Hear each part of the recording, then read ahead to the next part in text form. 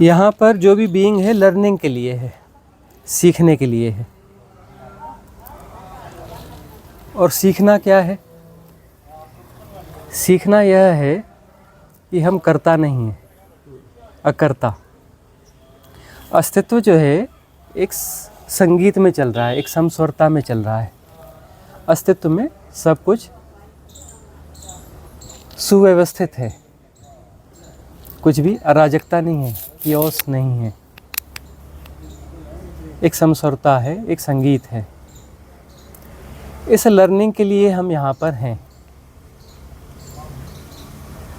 और इस लर्निंग को समझने के लिए कुछ विधियाँ हो सकती हैं। तो उसमें जो यह विधि खोजी गई है महत्तम विधि है, बहुत अच्छी और शानदार विधि है कि आप जो है समाज में रह रहे हैं और समाज के जो भी इन्फ्लुएंसेस हैं उसके शिकार हैं। तरह तरह के इन्फ्लुएंसेस, एजुकेशन, ट्रेनिंग, इसके शिकार हैं आप। तो बहुत सारे आपके मेंटल पैटर्न्स बन चुके हैं, धारणाएं बन चुकी हैं। एक कंफर्ट जोन में जी रहे हैं आप और उस कंफर्ट जोन में जो आप जी रहे हैं तो उसमें जो है आप प्रकृति से कट गए। आपने अपना एक सेपरेशन क्रिएट कर लिया, अपने आप को एक अलग रूप में मान रहे कि मैं हूँ, मैं फलाना हूँ, मैं ढिकाना हूँ, यह हूँ, यह हूँ। तो आपने अपनी परिभाषा दे दी कि मैं यह हूँ, यह हूँ, यह हूँ, यह हूँ, मतलब इसके अतिरिक्त जो है वो दूसरा है, वह मैं नहीं हूँ। इसके अतिरिक्त जो है वह दूसरा है, मैं नहीं हूँ। अब इसको डिज़ोल्व करना है। तो इसको डिज़ोल्व करने के लिए यह एक महत्तम विधि ढूंढी गई कि यूनिवर्स को प्रार्थना करना है। तो यूनिवर्स जो है एक हाइपोथेटिकल होगा, क्योंकि आपको जो है साकार पहचानने की आदत डाल दी गई है। हिप्नोटिज्म जो है सभ्यता का हिप्नोटिज्म है, साकार को पहचानना है, उसको एनालाइज करना है, डिफाइन करना है, कैटेगराइज करना है, ठीक है ना। और सापेक्षताओं में जीना है। निरपेक्षता से आप बाहर हो गए। रिलेटिविटी ही आपकी भाषा है, सारा कुछ आपकी रिलेटिविटी है। तो इससे बाहर निकलने के लिए, इस मैट्रिक्स से बाहर निकलने के लिए विधि, महत्तम विधि खोजी गई कि नर्मदा जी हैं, यह सिर्फ नदी नहीं है, यह माँ है। यह वह माँ है कि जिससे सब कुछ निसरत हुआ है, सब कुछ आया है। और यह अस्तित्व की रिप्रेजेंटेटिव हैं, यूनिवर्स की रिप्रेजेंटेटिव हैं। मतलब यह अस्तित्व ही हैं, यह यूनिवर्स ही हैं। तो इनके सामने समर्पण करना है। अस्तित्व के सामने समर्पण करो तो वह हाइपोथेटिकल होगा। अस्तित्व के सामने आप समर्पण नहीं कर सकते, सिर्फ मानसिक कवायद होगी। वह सिर्फ मानसिक कवायद होगी, वह आपका समर्पण घटेगा नहीं। रेयर वन को घट सकता है, लेकिन रेयर वन आप ही हैं ऐसा कोई ज़रूरी नहीं है। तो अस्तित्व के सामने आपका समर्पण नहीं घट पाता है, इसलिए ये ढूंढा गया कि एक पत्थर में प्राण प्रतिष्ठा की गई, कहा गया कि यह शिव जी हैं और यहाँ सरेंडर करो। तो सरेंडर करना थोड़ा आसान होगा। हो सकता है पूर्ण सरेंडर आपका ना घटे, आंशिक घटे, लेकिन घट सकता है कंपेरेटिवली। अब जो है नर्मदा जी एक हिसाब से, मतलब जैसे बहती हुई नदी है तो थोड़ी ज़्यादा जीवंत है, एक बहती हुई है। तो वहाँ जो है आप समर्पित हो रहे हैं और समर्पण के साथ में उनके साथ जो है उनके साथ ही रहना है, एक लंबी अवधि तक उनके साथ रहना है। अब ये है कि मन का एक ढंग ये है कि आप जो है जिस जगह पर ज़्यादा रह जाते हैं तो एक पर्टिकुलर ब्लाइंडनेस पैदा होगी। आपको यह जगह आज अच्छी लग रही है, पहली बार आए हैं, यह आपको बहुत सुंदर लग रही है। दूसरे दिन आप आएंगे, आपको थोड़ी कम सुंदर लगेगी। आप यहाँ रोज़ आने लगेंगे, एक पर्टिकुलर ब्लाइंडनेस हो जाएगी। अभी आपको सब कुछ दिख रहा है कि मंदिर ऐसा है, इसका बुर्ज ऐसा है, यह पेड़ ऐसा है, यह ऐसा है, यहाँ के खेत देखेंगे, हरियाली देखेगी। आप ज़्यादा अवेयर हैं क्योंकि पहली बार आप आए हैं, विस्मय बोध से भरे हुए हैं। विस्मय बोध आपको जगाता है, विस्मय बोध आपको जगाता है। और फिर जैसे ही आप इसमें रोज़ आते चले जाएंगे, आपके सबकॉन्शियस माइंड में, आपके अवचेतन मन में यहाँ का सब कुछ फीड हो चुका, सारे इम्प्रिंट्स सारे इम्प्रेशंस जो है आपके सबकॉन्शियस माइंड में फिलअप हो चुके हैं। तो आप जब भी अब अगली बार आएंगे तो बेहोश रहेंगे, होश कम हो जाएगा, आपकी अवेयरनेस जो है वह कम हो जाएगी। और जो है वही होता है ना, जैसे आप गाड़ी चलाते हैं, गाड़ी चलाते जब नए गाड़ी चलाते हैं तो बहुत अवेयर रहते हैं। जब गाड़ी सीख जाते हैं तो अवेयरनेस की ज़रूरत नहीं, आप मोबाइल पे बात कर सकते हैं, ये कर सकते हैं, लोगों से बात कर सकते हैं, कुछ प्लानिंग कर सकते हैं और आपकी गाड़ी चलती रहेगी, क्योंकि आपका सबकॉन्शियस माइंड जो है फुली ट्रेंड हो चुका है ना। तो सबकॉन्शियसली आप कर रहे हैं, मतलब आपकी अवेयरनेस जो है कम हो चुकी है। तो उस अवेयरनेस को वापस लाने के लिए यह है कि आप नर्मदा जी के सानिध्य में तो रहेंगे, लेकिन आप स्थान परिवर्तन करेंगे। स्थान परिवर्तन इसलिए करेंगे कि आपके सबकॉन्शियस माइंड को जो है कोई ठौर न मिले, और जो है हर घाट नया मिलेगा, हर गांव नया मिलेगा, हर क्या है, कौन सी कहावत है सोनी जी, कोस कोस पे बदले पानी और कितने बदले बानी, क्या है, 4 कोस पे बानी, कोस कोस में बदले पानी, 4 कोस में बानी, है ना। तो आपका पानी बदलेगा, आपकी आबोहवा बदलेगी, पानी का मतलब आबोहवा बदलेगी और कल्चर बदलेगा, सब कुछ बदलेगा। तो आपको जो है अवेयर रहना पड़ेगा, बदलाहट के प्रति आपको अवेयर होना पड़ता है, जागरूक होना पड़ता है। जहाँ बदलावट है, आप अपने सबकॉन्शियस माइंड के पैटर्न्स को फॉलो नहीं कर सकते, आप बेहोश नहीं हो सकते, आपको जागना पड़ेगा, इसलिए बदलाव। इस परिक्रमा का कॉन्सेप्ट ये रहा है कि यहाँ पर आपको बदलाव करना है। तो एक दिन में एक जगह पर 3 दिन से ज़्यादा नहीं ठहरना है, वर्षावास को छोड़ करके।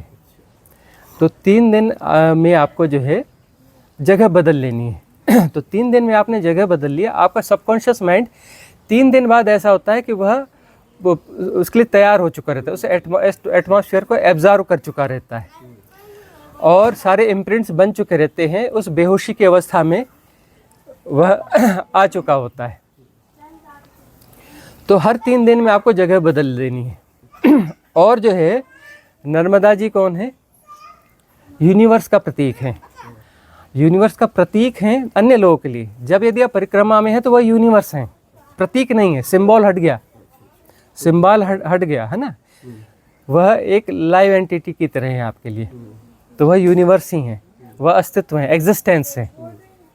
यूनिवर्स थोड़ा ओछा शब्द है, एग्जिस्टेंस, अस्तित्व जो है ज़्यादा श्रेष्ठ शब्द है। तो अस्तित्व के प्रति जो है आप सरेंडर हो चुके हैं। तो अस्तित्व जैसे एक चींटी को पालता है, एक हाथी को पालता है, एक पक्षी को पालता है, एक पौधे को पालता है, वो आपको भी पालेगा, वो आपको पालेगा। तो वह श्रद्धा आपकी वहाँ होनी चाहिए। समर्पण का मतलब है श्रद्धा, वहाँ पर द्वंद्व नहीं होगा। यदि द्वंद्व है भीतर तो समर्पण नहीं घटा है, श्रद्धा आपके भीतर नहीं। विश्वास की बात नहीं करें, 2 कौड़ी की चीज़ होती है विश्वास। विश्वास यानी 2 कौड़ी की चीज़ है, 2 कौड़ी भी ज़्यादा मूल्यवान है, विश्वास का 2 कौड़ी भी मूल्य नहीं होता। श्रद्धा, जहाँ पर द्वंद्व नहीं बचेगा, द्वंद्व नहीं है, डुअलिटी नहीं है, मतलब मन नहीं है। मन है का अर्थ क्या हुआ, मन है का अर्थ है कि द्वंद्व है भीतर, श्रद्धा नहीं है, समर्पण नहीं है। तो यदि वहाँ पर आपका समर्पण घट रहा है, और समर्पण चलिए आंशिक भी है, और आपने यात्रा करी तो धीरे धीरे आपका समर्पण घटेगा। उसके लिए एक दिया गया कि 3 साल 13 दिन मिनिमम इतने लगने चाहिए, मिनिमम इतने आपको, इतना समय आपको व्यतीत करना है। लेकिन यह मिनिमम है, कोई लिमिट नहीं है आपकी। एक्चुअली तो इसका कोई काल होना ही नहीं चाहिए, क्योंकि आप काल से बंधे किसी टाइम टेबल को फॉलो कर रहे हैं तो फिर आप मन के भीतर आ जाते हैं, है ना। क्योंकि टाइम फैक्टर जो है वह कैलकुलेशन है, कैलकुलेशन यानी मन के भीतर आप आ गए। आपको बियॉन्ड टाइम एंड स्पेस जाना है। मैट्रिक्स से बाहर होने का मतलब होता है आप जो है टाइम और स्पेस के बाहर जाएंगे, समय और काल, देश और काल के आपको बाहर जाना है, देश और काल के पार आपको जाना है। तो हाँ, तो मतलब यहाँ उसमें एक्चुअली अभी टाइम बाउंड की बात की जाती है, पर एक्चुअली जो परिक्रमा है, इस परिक्रमा में कोई टाइम बाउंड नहीं रहेगा, कोई समय सीमा नहीं होगी। आप किसी समय के गणित में नहीं फंसेंगे, क्योंकि समय के पार जाना है आपने जाना है समय के पार। तो समय के पार जाना है, तो इस परिक्रमा का कोई काल नहीं होगा। यह मिनिमम काल इसलिए बताया गया कि कुछ लोग जो औपचारिक परिक्रमा करते हैं ना, इसका कोई मूल्य नहीं है। जो आज गाड़ियों से परिक्रमा कर रहे हैं उसका कोई मूल्य नहीं है, जो फटाफट परिक्रमा कर रहे हैं उसका कोई मूल्य नहीं है, जो किसी समय को बांध करके इतने दिनों में परिक्रमा कर रहे हैं उसका कोई मूल्य नहीं है। जो परिक्रमा में सिर्फ निकल गया है, कितने दिन में पूरी होगी मुझे नहीं पता, मुझे पता भी नहीं करना है, बस निकल गए हैं, समर्पण कर दिया है। समर्पण का मतलब गुणाभाग खत्म, तभी तो समर्पण हुआ ना। अब वो नर्मदा नदी थोड़ी है, वह तो अस्तित्व का प्रतीक भी नहीं है, वह अस्तित्व ही है, वह जीवन, वह सिर्फ माँ नहीं है, वह माँ है जिससे सब निकला है, मतलब यही सब कुछ है, इसके अतिरिक्त कुछ नहीं है, यही सब कुछ है, इससे अन्यथा कुछ नहीं है। यही सर्वश्रेष्ठ जो अस्तित्व है, जो हायर से हायर जो चीज़ हो सकती है वो यही है, यही है जो सर्वश्रेष्ठ है। तभी आपका समर्पण घटेगा, समर्पण घटेगा ही तभी, यदि वो सर्वश्रेष्ठ नहीं है तो आपका समर्पण नहीं घटेगा। समर्पण आपका घटना चाहिए, आंशिक समर्पण भी घटा है तो यात्रा करते करते समर्पण का विकास होना चाहिए। और विकास कब होगा? यदि आप जो है देश और काल के पार जाने के हिसाब से वहाँ हैं और किसी प्रकार को भी मैट्रिक्स क्रिएट नहीं कर रहे हैं। समर्पण होगा तो द्वंद्व नहीं रहेगा, द्वंद्व नहीं होगा तो मन नहीं होगा, अमनी दशा होगी। जहाँ मन नहीं है वहाँ देश काल नहीं होंगे, समय टाइम एंड स्पेस के आप पार चले गए। और जीवन का लक्ष्य यही है, देश काल के पार जाना है। तो अब ये जो परिक्रमा हो रही है इसमें आपको स्थान परिवर्तन करना है ताकि आपका अवचेतन मन जो है उसको कोई ठौर न मिले, हर समय उसको नया मिलेगा। और नित्य नूतन को यदि आप देख पाते हैं, यह प्रश्न कहीं से उठा था, विस्मय को समझाएं किसी ने किया था, चलिए उसको भी यह जवाब मिल जाएगा कि विस्मय को थोड़ा ठीक से समझाएं। अब विस्मय एक ऐसा शब्द है जिसको सबसे ज़्यादा महत्व दिया भगवान शिव ने। शिव सूत्र में उनका जो पहला श्लोक है उस श्लोक में ही यह शब्द आता है कि साधक वह है जो विस्मय बोध से भरा हुआ है। विस्मय बोध से भरा हुआ है तो साधक है, विस्मय बोध नहीं है तो साधक नहीं है। और किसी रिचुअल में फंस गया है, उसने उस साइंस को मिस कर दिया। तो विस्मय बोध जो है, जो अज्ञात होगा उस अज्ञात को, जो अज्ञात के साथ जाएगा, नए के साथ जाएगा, तो वहाँ विस्मय बोध जागेगा। जहाँ विस्मय बोध जागेगा, जहाँ नयापन जागेगा, वहाँ जागरूकता हो जाएगी, वहाँ अवेयरनेस आ जाएगी। पुराने के साथ बेहोशी आएगी। जिस जगह पे आप रोज़ जाते हैं और होशपूर्वक नहीं हैं तो आप बेहोशी में चले जाएंगे, तंद्रा की अवस्था में चले जाएंगे, क्योंकि वह सबकॉन्शियस माइंड के पैटर्न में आ जाएगा। हाँ, मतलब जो है सबकॉन्शियस माइंड उसमें ट्रेंड हो चुका है, वह सिर्फ एक रिपीटेशन कर रहा है। और जो है नित्य नूतन का अर्थ है कि आप किसी चीज़ का रिपीटेशन नहीं कर रहे हैं, आप किसी चीज़ का रिपीटेशन नहीं कर रहे हैं। तो जगह बदलना है, आपको जगह बदलना है। और आपके पास कोई सुरक्षा नहीं है, सुरक्षा है तो आपको बेहोशी ले आएगी। कंफर्ट जोन आपको बेहोशी देता है। और यदि आप असुरक्षा में जा रहे हैं कि आपको अपने पास कोई धन नहीं रखना है, कोई सुरक्षा नहीं रखनी है, और आप जो है किसी यात्रा पर हैं और नई जगह पर जा रहे हैं। अब यहाँ पर 3 दिन में आपने लोगों से पहचान लिया कि यहाँ पे भोजन मिल जाएगा, यहाँ यह मिल जाएगा, वहाँ हमें मिल जाएगा। अब आगे आप चलेंगे, आगे कुछ भी श्योरिटी नहीं है, कहाँ भोजन मिलेगा पता नहीं, कहाँ ठौर मिलेगी पता नहीं, क्या है कैसा है पता नहीं है, और आप वहाँ जा रहे हैं। तो फिर आप जो है विस्मय बोध से भरे रहेंगे, क्योंकि नित्य नूतन है। असुरक्षा में आप जा रहे हैं, लेकिन एक समर्पण के साथ जा रहे हैं। समर्पण किसके प्रति है? नर्मदा माँ के प्रति, जो कि सब कुछ है, वह भगवत्ता है, वह परम सत्ता है, वह परमात्मा है, वही परमात्मा है। समर्पण का मतलब है कि वह नर्मदा नदी नहीं, वह परमात्मा है, जीवंत परमात्मा है ना। उस जीवन परमात्मा के भरोसे पे आप जा रहे हैं। तो आप जा रहे हैं, नई जगह पर आप पहुंच रहे हैं। तो नई जगह पर आप जैसे ही पहुंचते हैं, फिर से वहाँ आप जो है बेहोश नहीं हो सकते, नई जगह पर जागरूक बने रहेंगे।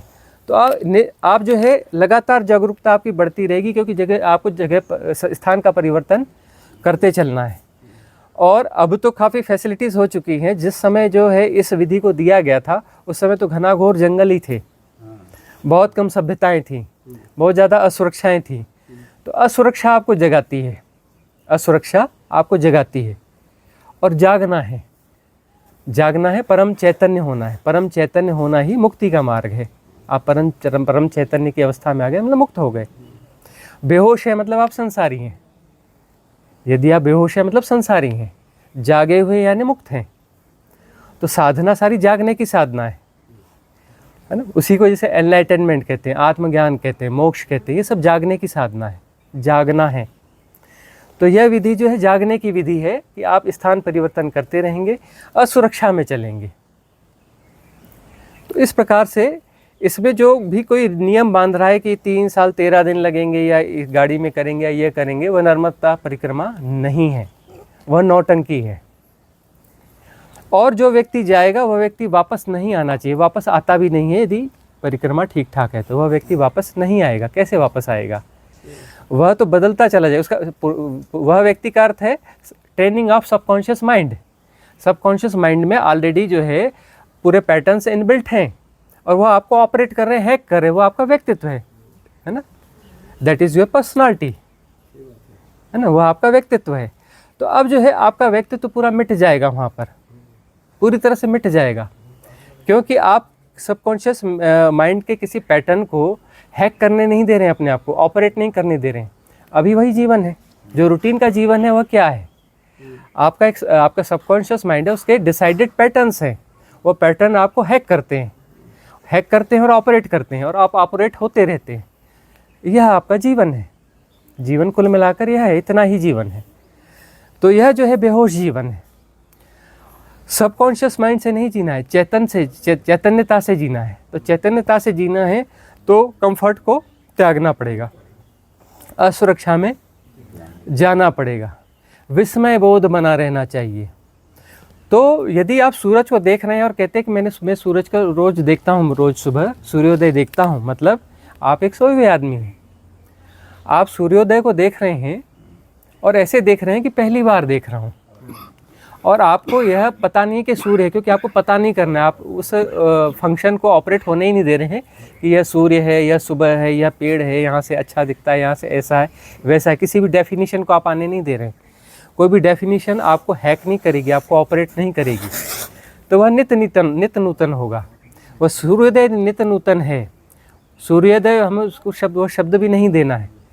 तब जो है आप जागे हुए होंगे, तब आप जो है जागे हुए होंगे, और जागे हुए होंगे तब वहाँ सूर्योदय नहीं है, वहाँ परमात्मा है। जागे हुए में जो आप देखेंगे वह संसार नहीं है, परमात्मा है। बेहोशी में आप जो भी देखेंगे वह संसार है। बेहोशी में आप मूर्ति देख रहे हैं, संसार है। जागे हुए में आप एक पेड़ भी देख रहे हैं, परमात्मा है। तो जागा हुआ जहाँ रहेगा, चैतन्यता के द्वारा जो कुछ जाना जाएगा वह परमात्मा है, और बेहोशी से जो कुछ जाना जाएगा वह संसार है। और संसार क्या है? संसार आपका गढ़ा हुआ है। हर व्यक्ति का संसार अलग है। 10 लोग बैठकर जो सामने देख रहे हैं, 10 को अलग अलग चीज़ दिखेगी, वही चीज़ नहीं दिखेगी। 10 का संसार अलग है। संसार अलग का मतलब उनका सबकॉन्शियस माइंड अलग है, उनकी धारणाएं अलग है। उन धारणाओं की सापेक्षता में वो संसार को जान रहा है। तो धारणाओं की सापेक्षता में जब वह संसार को जान रहा है तो वह संसार जो है सबका अलग अलग है। सबकी धारणाएं चूँकि अलग हैं तो उसकी दृष्टि अलग होगी। एक्चुअली दृष्टि नहीं होगी, दृष्टिकोण होते हैं। दृष्टि तो निर्मल होती है। अब निर्मल दृष्टि बोलना पड़ता है ना। जैसे घी तो घी है, लेकिन शुद्ध घी बोलना पड़ता है, क्योंकि नकली घी भी आ गया है ना। तो दृष्टि जो है, दृष्टि का अर्थ होता ही है कि जो निर्मल हो, अन्यथा तो दृष्टिकोण है। दृष्टिकोण का अर्थ है कि हम उसे एनालाइज करते हैं, डिफाइन करते हैं, कैटेगराइज करते हैं, है ना। हम अपनी धारणाओं की सापेक्षता में उसे देख रहे हैं। तो उसको जो है हर कोई व्यक्ति अपना संसार अपने साथ लेकर चलता है, अपना संसार अपने साथ लेकर के चलता है। तो यदि धारणा से मुक्त है वह, उसका सबकॉन्शियस माइंड नहीं है, यदि चैतन्यता में है, उसका चैतन्य जागा हुआ है, तो वह जो भी जान रहा है वह परमात्मा है। और यदि चैतन्यता नहीं है तो वह जो भी जान रहा है वह संसार है। तो नर्मदा परिक्रमा में यह एक मूल बात रही कि विस्मय बोध हमेशा जागा रहे, चैतन्यता हमेशा जागी रहे, असुरक्षा की भावना जो आपको जगाए रखे, अमनी दशा घटती रहे, देश और काल के आप पार होते रहें। तो यह इसमें ऐसी कोई अवस्था घट जाएगी, जैसे हम हर जगह पे बोलते हैं कि 48 मिनट तक यदि आप विक्षेप रहित हो जाएं, 48 मिनट्स यदि कोई भी विक्षेप न हो, आपके चैतन्य की निर्धूम ज्योति 48 मिनट तक चलती रहे, बीच में कोई भी विक्षेप न हो, तो फिर आप मुक्त हो गए। फिर आपका सबकॉन्शियस माइंड जो वहाँ पे डिलीट हो जाएगा, अवचेतन मन विलीन हो जाएगा, परम चैतन्यता आ जाएगी। वहाँ पर फिर जो है सबकॉन्शियस माइंड के लिए कोई जगह नहीं बचेगी कि जितने भी पैटर्न वहाँ पे एग्जिस्ट कर रहे हैं सबकॉन्शियस माइंड के, 48 मिनट तक उन्हें सहयोग न मिलेगा, उसे यदि ऊर्जा न मिलेगी 48 मिनट तक, तो सारे पैटर्न डिज़ॉल्व हो जाएंगे, क्योंकि सारे पैटर्न एनर्जी से बिल्ट है। आपके अवचेतन मन में जो भी संस्कार हैं, संस्कार क्या हैं? वह एनर्जी पैटर्न्स हैं। वह एनर्जी पैटर्न्स क्यों एग्जिस्ट कर रहे हैं? क्योंकि उन्हें लगातार ऊर्जा मिल रही है, लगातार रिचार्जिंग हो रही है, वो एनर्जी के पैटर्न है। और यदि आप बेहोश हैं तो बेहोशी में आप ऊर्जा का स्वरूप हैं। आप जो भी हैं, आपकी बीइंग जो है ऊर्जा का स्वरूप है। वो आपकी ऊर्जा आपकी बेहोशी में किसको मिल रही है? अवचेतन मन के सारे जो एग्जिस्टिंग पैटर्न्स हैं उनको मिल रही है। उनको मिल रही है तो वो पैटर्न्स क्या हैं? जिंदा हैं, जागे हुए हैं। जिंदा हैं, जागे हुए हैं तो वो ऑपरेट होते रहेंगे। वो आपको वो हैक कर लेंगे आपको, और आपको ऑपरेट करते रहेंगे। वो आपको हैक करते रहेंगे और आपको ऑपरेट करते रहेंगे, और आपको लगेगा कि ये मेरा व्यक्तित्व है। ये आपका व्यक्तित्व नहीं है। चलो ठीक है, इसे ही व्यक्तित्व कह लें। तो वो आपके संस्कार आपको जो जोड़ के बनाते हैं वो आपका एक व्यक्तित्व हो गया। तो इस हिसाब से सोचे तो व्यक्तित्व से मुक्त होना है, अपने व्यक्तित्व से मुक्त होना है। तो उस व्यक्तित्व से आप इस परिक्रमा में मुक्त हो सकते हैं, क्योंकि हर कोस में पानी बदले, 4 कोस में बानी बदले। तो और वहाँ का कल्चर बदलेगा, आबोहवा बदलेगी, सब बदलेगी, लगातार विस्मय बोध रहेगा, लगातार असुरक्षा रहेगी। तो उसमें आप हमेशा जागे हुए रहेंगे और धीरे धीरे पुराने पैटर्न जो है वो डिज़ॉल्व होते रहेंगे। और 48 मिनट्स बीच में कहीं ऐसी विक्षेप रहित अवस्था घट गई, क्योंकि आप किसी टाइम बीइंग में नहीं जा रहे हैं। इस यात्रा में आपने कुछ डिसाइड करके नहीं चले हैं। आप तो इस प्रकार से चले हैं कि बस हम यात्रा पे निकले हैं, दैट्स ऑल। यह यात्रा कब पूरी होगी, कैसे पूरी होगी, कोई गुणाभाग नहीं है। गुणाभाग यदि आपका नहीं है तो फिर जो है बीच में कहीं पर भी प्रकृति के सानिध्य में विक्षेप रहित अवस्था घट सकती है। 48 मिनट तक विक्षेप नहीं होगा तो फिर वहाँ पर मुक्ति हो गई, पूरी तरह से मुक्त हो जाएंगे। आपका सबकॉन्शियस माइंड जो है पूरी तरह से डिज़ॉल्व हो चुका होगा। और उसे ही बुद्धत्व कहते हैं, आत्मज्ञान कहते हैं, मोक्ष कहते हैं, है ना। अलग अलग उसके लिए अलग शब्द दिए गए हैं। तो यह इसका पूरा विज्ञान है। लेकिन अभी वही हम कह रहे थे कि नर्मदा परिक्रमा तो बहुत सारे लोग करते हैं, लेकिन वास्तविक परिक्रमावासी बहुत कम होते हैं। और कोई वास्तविक परिक्रमावासी कोई मिल जाए जो किसी गुणा गणित में नहीं, किसी मैट्रिक्स में नहीं है ना, और पूरी तरह से सरेंडर है, श्रद्धा उसके भीतर प्रॉपर है, कहीं ऐसा व्यक्ति पहचान में आ जाए तो उसके लिए यदि कुछ बन सकता हो तो ज़रूर कर देना।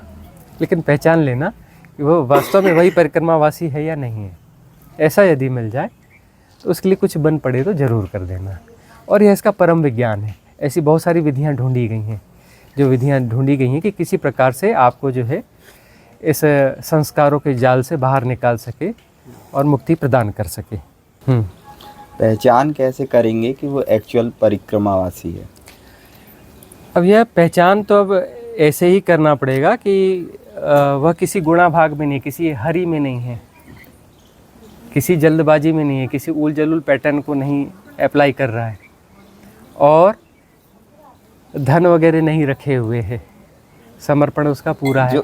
अब जो है ठीक है, इसलिए ही जो सेवा की जाती है परिक्रमावासियों की, उसमें जनरली एक छोटी मोटी बेसिक सेवा तो सबकी की जाती है, वह तो उतनी तो हो जाना चाहिए। आदमी सही गलत का सवाल नहीं है वहाँ। तो बेसिक सेवा में तो गुणा भाग होना भी नहीं चाहिए कि किसी भूखे को रोटी दे दी या किसी प्यासे को पानी दे दिया, किसी को शेल्टर दे दिया, तो उसमें तो कोई गुणा भाग होना नहीं चाहिए। लेकिन यदि आप उसमें से यदि किसी के ऐसे संग साथ में योग संयोग से पहचान पाएँ यह व्यक्ति किसी गुणा भाग में है ही नहीं, यह परिक्रमा में निकला है और किसी तय सीमा के लिए नहीं निकला है कि इतने दिन की यात्रा पर हूँ कि ऐसा करूँगा कि वैसा करूँगा, कि वहाँ ऐसा करना है कि वहाँ वैसा करना है। किसी कोई प्लानिंग ही नहीं है, जिसकी कहीं कोई प्लानिंग ही नहीं है, और किसी को कोई जल्दबाजी है ही नहीं। वो यात्रा पे निकला है, उसकी कोई जल्दबाजी है ही नहीं। तब जो है वहाँ वह पहचान में आएगा कि शायद यह परिक्रमावासी हो सकता है, वह परिक्रमावासी जिसे वास्तविक परिक्रमावासी मान सकते हैं। तब ऐसा व्यक्ति यदि मिलता है तो उसके लिए जो कुछ बन पड़े कर लेना। ऐसे व्यक्ति का संग साथ भी अच्छा होगा, क्योंकि वो अपने मैट्रिक्स को डिज़ॉल्व कर रहा है। यही देखिए कि सबकॉन्शियस माइंड कैसे तैयार हो जाता है। सबकॉन्शियस माइंड कि जो पैटर्न्स हमको कैसे हैक कर लेते हैं, कि जो आपका रूटीन है, जो आपका रूटीन है, उस रूटीन से जैसे भी बाहर जाते हैं। हम हिमालय में रहते हैं, हिमालय सुंदर जगह, हर आदमी वहाँ जाना चाहता है, ठीक है ना, हर आदमी वहाँ जाना चाहता है। तो अब वहाँ पर जो है हमने देखा, क्योंकि अब मैदानी आदमी तो किसी जगह को छोड़ता नहीं, रिमोट से रिमोट जगहों पे ट्रैक करके ये करके पहुँच ही जाता है आजकल। पहुँचने के बाद में बड़ा खुश होता है, बड़ा खुश होता है, वाह क्या बात है, क्या सुंदर जगह है, मज़ा आ गया। शाम तक बोलता है हाँ हाँ बहुत अच्छा है, अगले दिन बोलता है बहुत सुंदर सुबह है, दोपहर तक बोलता है आप कैसे रह लेते हो यहाँ पर शाम तक बोलता है आपको बोर नहीं लगता है यहाँ पर, तीसरे दिन बोलता है वापसी के लिए कैसे जाएंगे, कहाँ से जाना है। और वह आया था रिमोट जगह पर कि हफ्ता रुकेंगे, 10 दिन रुकेंगे, तीसरे दिन बोलता है नहीं मैंने तो आज जाना ही जाना है। कहाँ जाना है, बोले नहीं अब सीधे नीचे ही जाऊँगा, मतलब उस भीड़ भड़ाके में ही जाऊँगा, उस मोटर गाड़ी के शोर में ही जाऊँगा, उस पॉल्यूशन में ही जाऊँगा। मन जो है इस प्रकार का हो जाता है, इन चीज़ों का आदी हो जाता है। बचपन से प्रोटेक्टेड रहे ना, हाँ, वो घर में ही है। हाँ, तो असुरक्षा की भावना बहुत ज़्यादा रहती है, लेकिन असुरक्षा में जीना, उसके बावजूद असुरक्षा में जीना जो है वह हमें जगाता है, वह हमें जगाता है। तो यदि उतना साहस हो तो वह साहस आपको बहुत सहयोग करेगा। आपके आने के पहले वही नर्मदा परिक्रमा की बात चल रही थी। जो वास्तविक नर्मदा परिक्रमा है बड़ी साहसिक है, बड़ी साहसिक है वास्तविक जो नर्मदा परिक्रमा है। जो वास्तविक नर्मदा परिक्रमा है उसमें 1 रुपया भी जेब में लेके नहीं चलते, 1 रुपया भी नहीं, उतना ही सामान लेके चलते हैं जो हम ढो सकते हैं। और उसकी कोई समय सीमा नहीं होती। समय सीमा वाला तो मैट्रिक्स में फंसा है, नर्मदा परिक्रमा वासी थोड़ी है। 90% लोग झूठे हैं, मक्कार लोग हैं, है ना। शायद 10% भी ना होंगे जो परिक्रमा, हाँ, कि मतलब टाइम एंड स्पेस के पार जाना है। टाइम एंड स्पेस के पार जाना है मतलब उसका कोई तयशुदा प्रोग्राम नहीं होगा, किसी टाइम टेबल, किसी प्रोग्राम, किसी प्लानिंग को फॉलो नहीं कर रहा है। और ये नर्मदा जी नहीं है, यह अस्तित्व है, यह परमात्मा है। सरेंडर करता है, परिपूर्ण सरेंडर करके चलता है। हर 3 दिन में जगह बदल देगा, नए लोगों के बीच में जाएगा। भिक्षा मिलेगी गारंटी नहीं, भोजन मिलेगा गारंटी नहीं, भोजन नहीं मिलेगा तो भी नर्मदा जी को जाके मत्था टेकेगा, धन्यवाद प्रणाम। आज भूखा रहने के ज़रूर कुछ ना कुछ फ़ायदे होंगे, आज के उपवास के ज़रूर कुछ फ़ायदे होंगे, इसलिए माँ ने मुझे भूखा रखा। हर चीज़ को वहाँ समर्पित करेगा, हर चीज़ को समर्पित करेगा। आज एकदम रूखा सूखा भोजन बोला, माँ ने ये भोजन दिया जिसकी ज़रूरत होगी। किसी ने गाली दी, बहुत बहुत धन्यवाद माँ, मेरा अहंकार होगा आज तोड़ने, माँ ने तोड़ दिया। उसने गाली नहीं दी, माँ ने भेजा अहंकार तोड़ने के लिए। कुछ भी गड़बड़ी हुई, माँ ने मुझे लेसन दिया। सब जगह जो है लेसन है,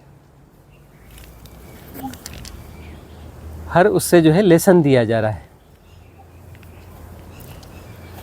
तो वह जो समर्पण है वह समर्पण प्रॉपर होना चाहिए।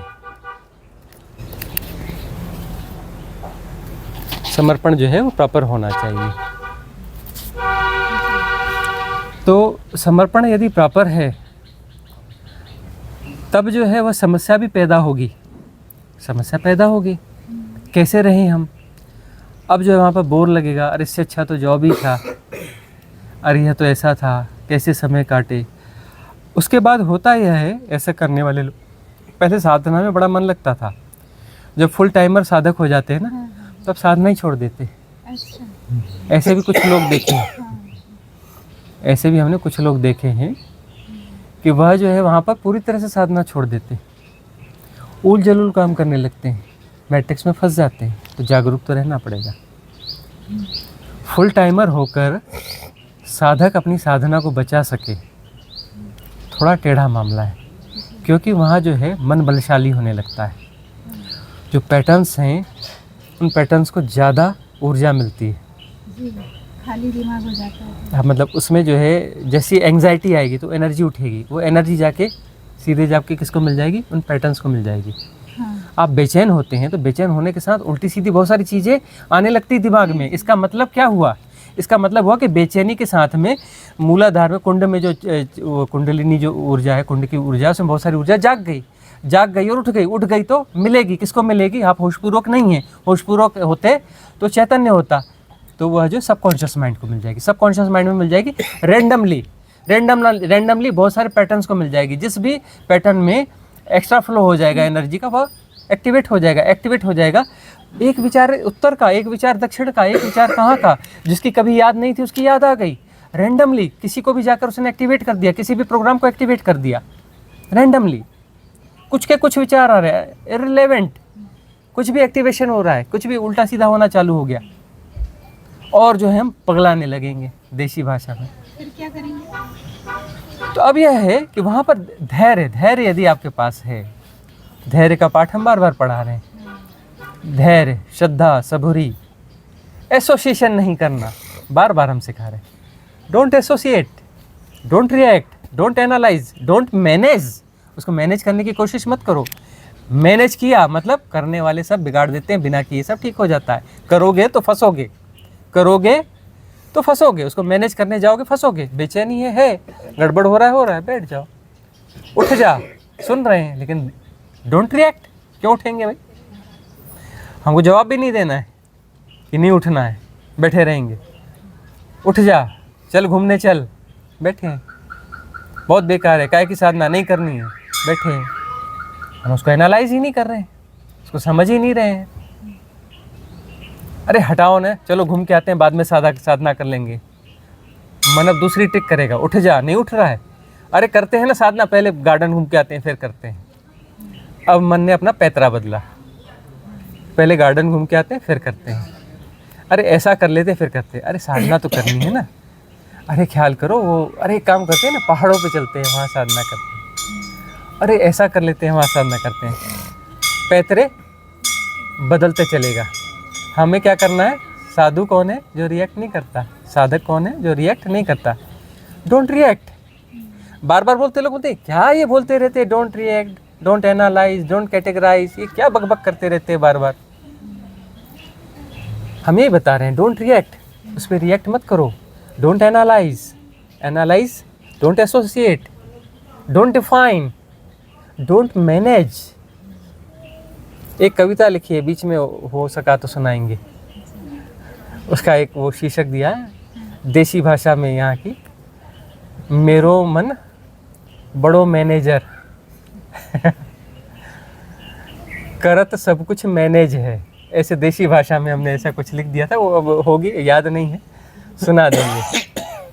तो सब कुछ मैनेज करना चाहता है, वो सदुक्कड़ी भाषा में लिख दिया है, हम कह लिए कबीरदास जी की, कि वह जो सब कुछ मैनेज करना चाहता है, एवरीथिंग, है ना। मतलब हमारे सबकॉन्शियस माइंड में वो सारे अस्त्र पड़े हैं जो आर्मी के पास नहीं है, कि कैसे किस सिचुएशन को हैंडल करना है, कैसे उसको अपनी तरफ डाइवर्ट कर लेना है ना। तो जब आप जो है, अभी आपकी प्लानिंग ये है कि जो हम एक खाली वक्त आपके पास, खाली समय नहीं है, उस खाली समय को आप वह स्पेस पैदा कर रहे हैं, उसका आप राइट यूज़ करेंगे।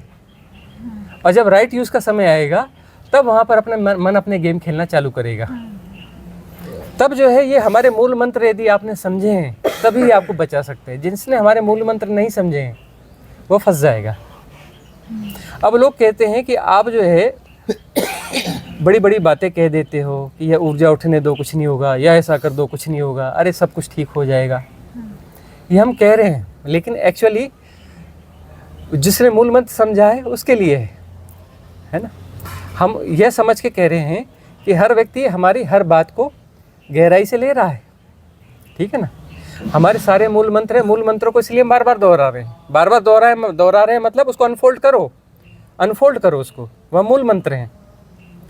हम बार बार उसकी अलग अलग तरीक़ों से परिभाषाएं दे रहे हैं, बार बार अलग अलग तरीक़ों से उन्हीं चीज़ों की परिभाषाएं दे रहे हैं, क्योंकि वो मूल मंत्र हैं। तो उन मूल मंत्रों को जो है आपको पहचानना पड़ेगा हर डायमेंशन से, है ना, हर दृष्टिकोण से उसको देखो, फिर अंततः दृष्टि आ जाएगी और वह अनफोल्ड हो जाएगा। वह अनफोल्ड होगा यदि मूल मंत्र, तो कैसी भी परिस्थिति हो बेड़ा पार है, अटकोगे बिल्कुल नहीं। कहीं कहीं बस पैच फंसता है, क्योंकि एक वर्ड तो आपका बिल्कुल याद हो गया कि देखो माइंड को कैसे हैक कर रही है, हाँ। माइंड को देखो इस चीज़ ने हैक कर लिया है, तो फिर थोड़े से अलर्ट होते हैं ना, इस तरीके से संभालते जाते हैं अपने आप को। पहले जो इनसिक्योरिटी थी, पहले जो चीज़ें थी, वो अब सब धीरे धीरे डिसॉल्व हुई है। लेकिन कई जगह ये समझ में आता है कि अरे ये तो जब मन बिगड़ता है ना, तब फिर लगता है ये जो हमने सुने हैं गुरुजी की चीज़ें, ये अभी थ्योरी लेवल पर है, प्रैक्टिकल लेवल पर आने में भी थोड़ा सा टाइम लगेगा। वही एक बात है कि हम जो कह रहे हैं यहाँ जा रहा है कि यहाँ जा रहा है, यह बात है। हम जो कह रहे हैं कि सारे दरवाजे खुले रखो, उतर जाने दो। बातें खतरनाक है तो आदमी बचा लेता है, उसको फिल्टर कर करके अंदर जाने देता है, फिल्टर लगा देता है। ठीक है, दिमाग में डालो, फिल्टर से थोड़ा बहुत भीतर आने दो, सीधा सीधा अंदर मत जाने दो। अच्छा। यदि फिल्टर ना हो, ये बातें सीधे सीधे अंदर घुस जाएं, बहुत तोड़फोड़ मचा देंगी, है ना। सारा जो खंडहर है ना, सारे खंडहर को तोड़ करके, गिरा करके और कूड़ा निकाल के साफ भी कर देंगी। देखते ही देखते सब कुछ हो जाएगा। लेकिन वही बात है, समर्पण है, श्रद्धा है, समर्पण है, तो कोई बीच में बैरियर नहीं होगा, कोई फिल्टर नहीं होगा, सीधे अंदर जाएगी। वह सीधे अंदर जाएगी तो सीधे तोड़फोड़ कर देगी, सीधे तोड़फोड़ हो जाएगी। सारी धारणाएं तो वहीं के वहीं टूटती फूटती चली जाएंगी। सारे संस्कार वहीं पे ऐसे धराशायी होने लगेंगे कि क्या कहने। क्योंकि अब धीरे धीरे हम पैने होते जाएंगे, और अब जो है हम धीरे धीरे पैने होते जाएंगे, तेज धार के हथियार फेंकेंगे। और हम ये चाहते हैं कि तेज धार के हथियार जो है बगैर किसी फिल्टर के आपके भीतर चले जाएं, आपके भीतर विस्फोट करें, तोड़फोड़ करें, और आप ओपन डोर, आपका डोर ओपन होना चाहिए कि वो उन सबको भीतर आने दें, तोड़फोड़ करने दें। तब जो है यही जन्म सार्थक हो जाएगा। और हम कहते हैं कि इसी जन्म में मुक्ति होनी चाहिए, तब तो मुक्ति की बात है। ऐसी मुक्ति किस काम की जो जन्मों जन्मों में होती है, क्या करना उस मुक्ति का। और इसी जन्म में मुक्ति का मतलब है, अरे इसी मुक्ति जन्म में मुक्ति होनी है तो काहे बुढ़ापे में मुक्ति करोगे, अरे जवानी में ही कर लो ना, अभी कर लो ना। अरे होनी है तो 10 साल में क्यों मुक्ति करनी, इसी साल कर लो ना, दूसरा साल क्यों लगने दे रहे हो। अरे मुक्ति होनी है तो अगला साल किसने देखा, इसी महीने कर लो ना। इसी महीने करना है तो इसी महीने क्यों करना है, अरे अभी और यहीं जो चीज़ है उसको उतर जाने दो ना, शायद अभी और यहीं हो जाए। क्योंकि मुक्ति तो हमेशा अभी और यहीं हुई है, हियर एंड नाउ हुई है। फ्यूचर में कभी कोई मुक्त हुआ है क्या? फ्यूचर में कभी कोई मुक्त हुआ है क्या? मुक्ति तो अभी और यहीं है, हियर एंड नाउ। जब भी होगी हियर एंड नाउ, अभी और यहीं। काल्पनिक मुक्ति कभी भी फलित नहीं हो सकती, काल्पनिक मुक्ति कभी भी फलित नहीं हो सकती, क्योंकि काल्पनिक मुक्ति के साथ भविष्य जुड़ा हुआ है, और भविष्य हमेशा से है, भविष्य में होगा। हाँ मुक्त होने वाले हैं भविष्य में, 1 साल बाद पूछेंगे हाँ मुक्त होने वाले हैं भविष्य में, 10 साल बाद पूछेंगे हाँ मुक्त होने वाले हैं भविष्य में, 10 जन्म बाद पूछेंगे हाँ भविष्य में। भविष्य हमेशा रहेगा, हियर एंड नाउ। मुक्ति अभी और यहीं होगी। तो हम धीरे धीरे फुसला रहे हैं इसी जन्म में। तो बोलते हैं इसी जन्म में काहे है, 10 साल के अंदर करो ना। अरे 10 साल क्यों लगा रहे हो, 1 साल, अरे 3 महीने के अंदर हो जाता है, काहे वो कर रहे हो। 3 महीना बहुत होता है, फिर कहते 3 महीना, अरे अभी क्यों नहीं हो सकता, हियर एंड नाउ। छलांग लेने की तैयार करें, श्रद्धा है, सबूरी है, छलांग ले लो ना। छलांग के लिए वो सारे प्लेटफॉर्म्स हम आपको मुहैया करा रहे हैं। डरना नहीं, क्या बिगड़ेगा, वही बिगड़ेगा जो बिगड़ने ही वाला है। शरीर रहेगा हमेशा, हमेशा नहीं सर, है ना, बिगड़ने ही वाला है, उसकी क्या फिक्र करनी है। इसलिए मृत्यु की तैयारी रखनी है। जब भी मृत्यु की बात होगी तो जिस मृत्यु से हम हिप्नोटाइज्ड हैं वही मृत्यु जो है प्रोजेक्ट करेगा मन, है ना। शरीर से आत्मा निकल गई, उस मृत्यु को प्रोजेक्ट करेगा। बच्चे क्या होगा, सेविंग्स क्या होगा, परिवार क्या होगा, यह क्या होगा, वहाँ पता नहीं क्या होगा, उसी को मन प्रोजेक्ट करेगा। जब भी मृत्यु की बात होगी उस तथाकथित मृत्यु को प्रोजेक्ट करेगा जो मास हिप्नोटिज्म ने आपको दिया है, गिफ्टेड है। उसी मृत्यु को प्रोजेक्ट करेगा जो शमशान और चिता से जुड़ी हुई मृत्यु है ना। एक मरा हुआ मन जो जहाँ जाता है, हाँ, अपने लोगों से बिछड़ने का जो, हाँ, मरे हुए शरीर और वो बिछड़ना और वह तरह तरह की चीज़ें जो भी ट्रेनिंग्स है मास हिप्नोटिज्म जो समाज के द्वारा दी हुई चीज़ें हैं, उसी मृत्यु को प्रोजेक्ट करेगा। और वह बड़ी भय कारक है, उसके साथ भय को जोड़ा गया है, उसके साथ भय को जोड़ा गया है। कुछ आदिवासी कबीले हुए हैं मृत्यु पर उत्सव मनाने वाले, कुछ ऐसे गांव हुए हैं मृत्यु का उत्सव करने वाले। अब हम कुछ ऐसे आदिवासियों के बीच में रहे भी हैं जो मृत्यु का उत्सव करते रहे हैं। तो ये सब धारणागत मामले हैं। और हम जिस मृत्यु की बात कर रहे हैं परिपूर्ण मृत्यु की बात कर रहे हैं, आधी अधूरी मृत्यु की बात नहीं कर रहे हैं। वह मृत्यु है ही नहीं। वो कैसी मृत्यु है? चिता में ले गए, तीसरे दिन चिता में ले जाने का तो बहुत दूर की बात है, उसी दिन उसने गर्भ ढूंढना चालू कर दिया। हाँ, तीसरा करते हैं कि ज़्यादातर तो भैया 99.9% 3 दिन में गर्भ ढूंढ लेगा, कुछ 10वें में ढूंढ लेगा, कुछ 13वें में, 13वीं मतलब ज़्यादा 13 दिन है ना। संत है, इसकी 13वीं नहीं होगी भाई। इसका शरीर, इसकी अस्थियां विसर्जित नहीं करी जाएंगी। समाधि क्यों? इसे तो लौट के आना ही नहीं है, जन्म तो होगा ही नहीं इसका, है ना। लेकिन बाकी का सारा क्रियाकांड करते हैं। राम राम, तुम अगली यात्रा पे निकल गए। अगली यात्रा पे निकल गए मतलब फिर से शरीर धर लिया। ये कोई मृत्यु है? ये कोई मृत्यु तो हुई नहीं ना। फिर से आगे हम असली मौत की बात कर रहे हैं, या आधी अधूरी मृत्यु की बात नहीं कर रहे हैं। मर गए तो पूरे मर गए, फिर कहीं कहाँ का आना, कहाँ का जाना, कौन आएगा कौन जाएगा, कोई बचा ही नहीं, ना आने वाला बचा ना जाने वाला बचा। जो भी ये विक्षेपों का जोड़ है सारे विड्रॉ हो गए। ये विक्षेप ही तो यात्रा कर रहे थे। ये संस्कारों का समूह जो है यही तो यात्रा कर रहा था। आत्मा तो न जन्मती है न मृत्यु होती है उसकी। मृत्यु तो विक्षेप ही है, विक्षेप ही यात्रा कर रहे थे। विक्षेप डिजॉल्व हो गए। विक्षेप यदि ठीक से डिजॉल्व हो गए तो आत्मा भी डिजॉल्व हो जाएगी। आत्मा कहाँ से बचेगी? जब परिधि नहीं बची तो केंद्र कहाँ से बचेगा? जब परिधि नहीं बची तो केंद्र कहाँ से बचेगा? जब विक्षेप डिजॉल्व हो गए तो आत्मा कहाँ से बचेगी? आत्मा बची है तो फसवल बची है। फंसोगे बेटा कहीं ऊपर के लोक में जाकर, देवता बन के सड़ोगे, है ना, वहां जाके फंसोगे। तो विक्षेप पूरी तरह से डिजॉल्व हो जाए, आत्मा भी डिजॉल्व हो जाएगी। अरे कहाँ बीच की बातें करते हो? छलांग पूरी लो, परमात्मा होना है। कहाँ आत्मा की बात में उलझे हो? परमात्मा को पाना नहीं है ना।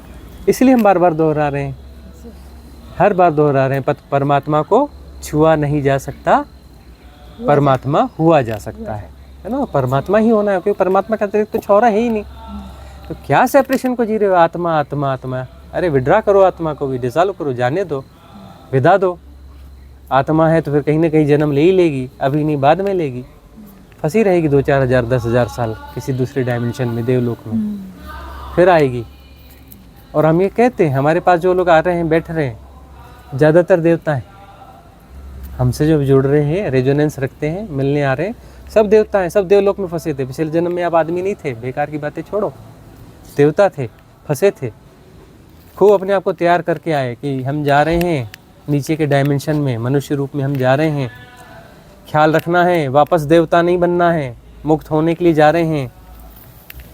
सब प्रार्थनाएं करके आए अस्तित्व से, सबसे जो जो कर सकते थे सब करके आए। सब करके आए कि जो है इस बार हम नहीं फंसेंगे, इस बार पूरे मर के आएंगे, आत्मा के रूप में भी नहीं बचेंगे, परमात्मा ही मतलब अंतिम स्थिति में ही जाना है। तो हमारे पास से हो पाएगा, साधना से ही हो पाएगा, क्लीनिंग से होगा, क्लीनिंग से होगा, साधना से होगा, और ये जो कन्वर्सेशन है इनसे भी होगा। हाँ। है ना। ये सब पूरा पैकेज आपको जो है पूरी तरह से डिस्ट्रॉय करने के लिए, हम आपको पूरी तरह से मटिया मेट करने के लिए आए हैं। कहीं भी नहीं बचने देंगे आपको, कोई ठौर नहीं देंगे।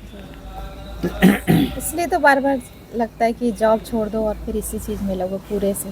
कहीं दिमाग में ये नहीं रहे कि अब ये करना है, वो काम बचा है, वहाँ की रिस्पॉन्सिबिलिटी है, इसको भी करना है, तो दिमाग बटा हुआ रहता है फिर।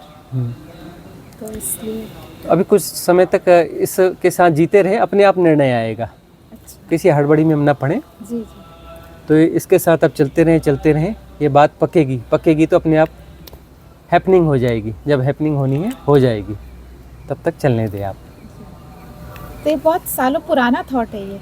हाँ, तो अभी काफी सालों से चल रहा है ये। चल रहा है मेरे तो दिमाग ठीक है, में। अभी चलने दीजिए। अभी हैपनिंग वाला मोड जब आएगा तब वो घट जाएगा, द्वंद्व नहीं बचेगा।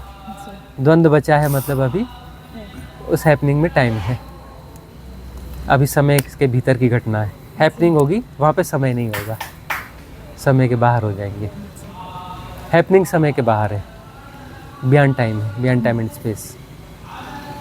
अभी निर्णय नहीं है मतलब द्वंद्व है, समय के भीतर है। तो जिसमें हम लोग को कंफ्यूजन होता है उसी में तो हम आपसे पूछते हैं कि ये क्या किया। तो हम आपको उसी लिए तैयार कर रहे हैं, ग्रेजुअली उसी के लिए तैयार कर रहे हैं। और जो है हैपनिंग हो जाएगी, धैर्य रखना है, सबूरी। धैर्य नहीं रखोगे मन का मैट्रिक्स चालू हो जाएगा, खतरनाक मैट्रिक्स है, डिप्रेशन कहते हैं उसे, है ना। मन कहता है आधा जो गिलास खाली है उसका फोकस रहता है आधे खाली गिलास पर। हम आपको कह रहे हैं आधे भरे गिलास को देखो, ग्रेटिट्यूड से भरे रहो, तो बाकी फीलिंग भी फास्ट हो जाएगी। आधा खाली गिलास देखोगे तो आधा बचा हुआ भी वेपोरब होते रहेगा, भाप बन के उड़ता रहेगा, उसमें कमी आ जाएगी। ग्रेटिट्यूड से भरे रहोगे तो आधा गिलास में और बूंद बूंद जुड़ते जाएगा, भरता जाएगा।